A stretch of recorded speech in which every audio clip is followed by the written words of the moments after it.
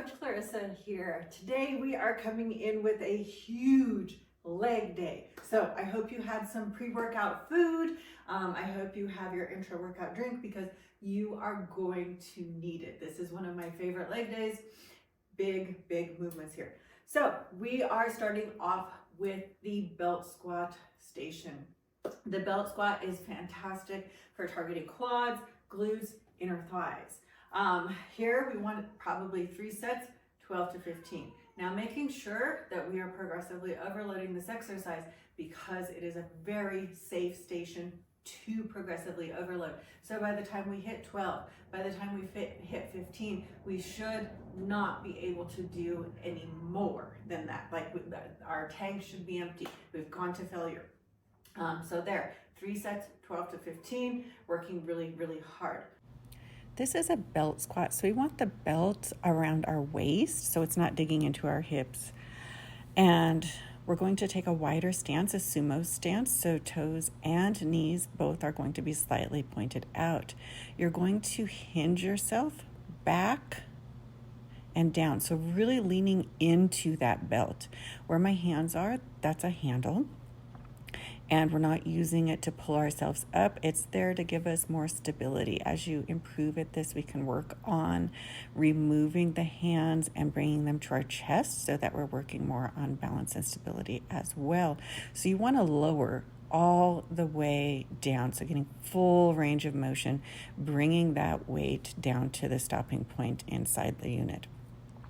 So you're going to make sure that we're inhaling at the top, get a good brace, and then hinge back and down. Exhale is the same as a squat, about the third of the way up. So you're going to feel this a lot in the glutes, some in the inner thigh, and some in the quads. But it is primarily glutes and inner thigh that you should be feeling. You shouldn't feel it in your back. If the belt isn't comfortable, try adjusting it. I've found that keeping it centered at the waist rather than on the hips is a much more comfortable fit. You're going to press through the whole foot, big toe, little toe, and the heel.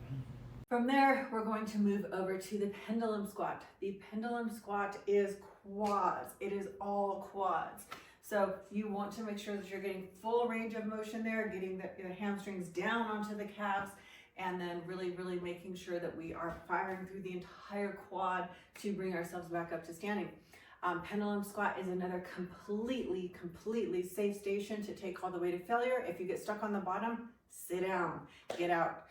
So again, working here, probably 3 sets, 8 to 15, to make it hard, make it heavy, be cautious of your knees though. You may have to start with lighter weight and work up that range of motion that is needed in the knees and the ankles for this particular exercise. So keep it safe. The pendulum squat here is going to be more of a quad focused squat. So we're going to have the weight loaded on the back. There is a handle in front of us if we need that to hold on. There's also handles here on the side where I'm going to hold. That's more comfortable for me. So we're going to walk to where we can get really good range of motion. We want to come into a full squat, bringing the hamstrings down and back so that they actually touch the calves. You may be able to walk your feet down on the plate. You may need to walk up a little bit more. It really depends on your range of mobility and the length of your legs. And then we're going to, this is not a hip hinge squat, it's a knee bend squat. So you're bending the knees and then going back to your standing position. This is going to be quad dominant, so you're not going to feel much in the hamstrings, not going to feel a whole lot in the glutes. This is going to be primarily quad driven. So you're pressing through the whole foot. We want our knees and our toes going in the same direction, pressing through the toes and the heels. So whole foot is pressing against the pad. You shouldn't feel this in your back. You really shouldn't feel it anywhere except in the quads. You're going to inhale on the top here.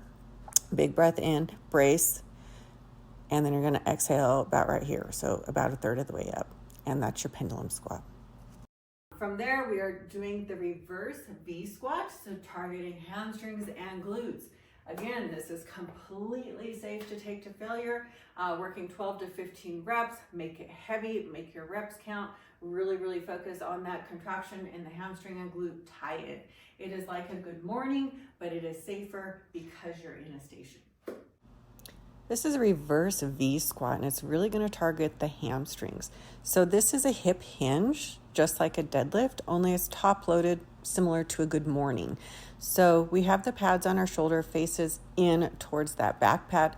You're going to walk your feet towards the middle, maybe towards the back end of that foot plate, and you're going to hinge just like you would for a deadlift. So you're pushing the hips back, the knees are not locked, there is that soft bend, and we're bracing through the core. So we want to inhale at the top and then exhale as we're coming back up to our starting position.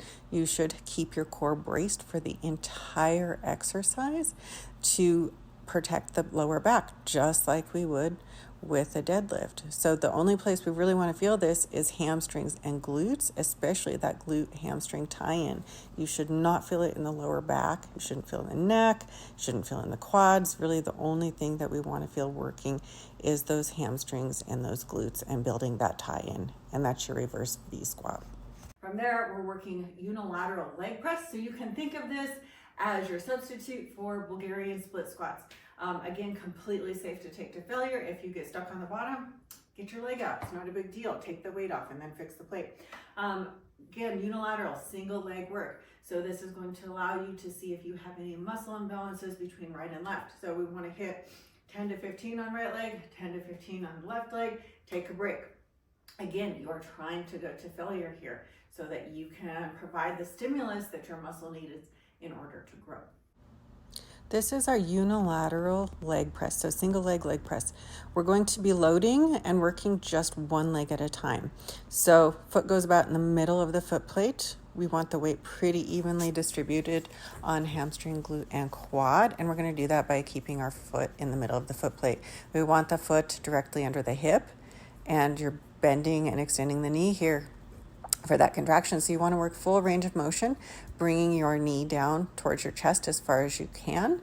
Ideally, we want full range of motion on that machine. So you're working through the entire range of motion, really lengthening the quad and the hamstring on the way down, and then contracting them both on the way up to press the weight up. So you shouldn't feel anything in your back. This is all leg glute. And that is a wrap for your leg day. If you like it, if you do this exercise and you like it, let me know. If you do the workout and you hate it, again, let me know. I love any and all feedback.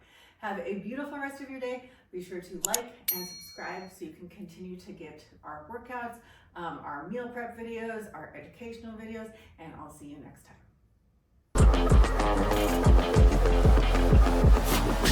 time.